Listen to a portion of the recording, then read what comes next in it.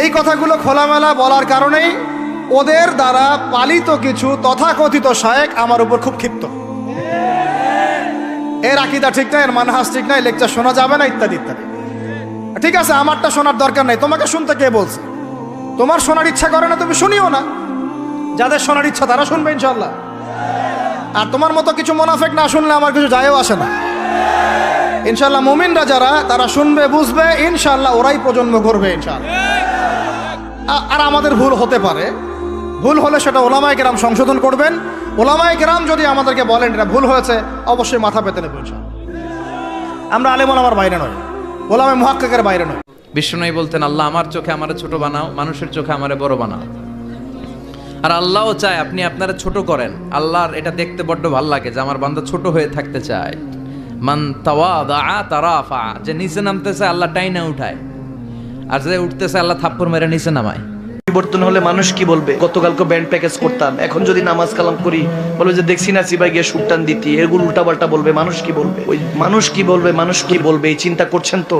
মানুষ কি বলবে জানে? আপনি মারা যাওয়ার পর 40 সাথে আসবে, গরুর গোশত কম পাবে, বলে গোশতই পাই নাই, মানুষ এটাই বলবে।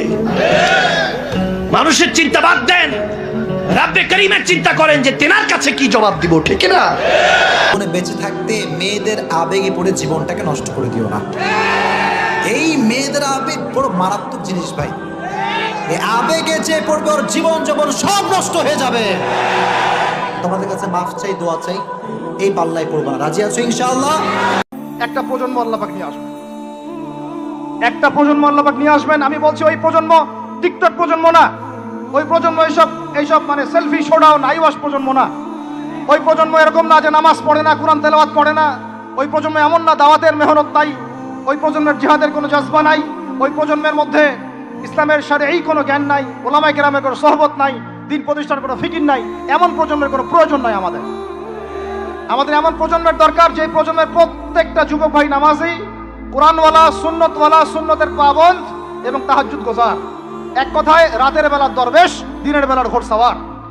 এইরকম প্রজন্ম যখন আমরা করতে পারবো, ওই দিন ইনশাআল্লাহ এই মাহফিল বলেন, এই মসজিদ, মাদ্রাসা, এই রাষ্ট্র সব সফল হবে ইনশাআল্লাহ। এখন শুধু বেসিক কাজ করা হচ্ছে, আমাদের মূল গন্তব্য বাইতুল মুকাদ্দাস। ওইটা না আসা পর্যন্ত আমাদের শান্তি নাই, ঘুম নাই। আল্লাহ রাসূল বললেন, লাইসা শাদীদু বিসুরআহ, কুস্তি করে যে অন্যকে শোয়ায় ফেলতে পারে সে শক্তিশালী নয়। ইন্নামা শাদীদুল্লাযী ইয়ামলিকু নাফসাহু ইনদাল গাদাব, রাগের সময় যেই ব্যক্তি নিজের উপর নিয়ন্ত্রণ রাখতে পারে আল্লাহর কাছে সেই হলো শক্তিশালী।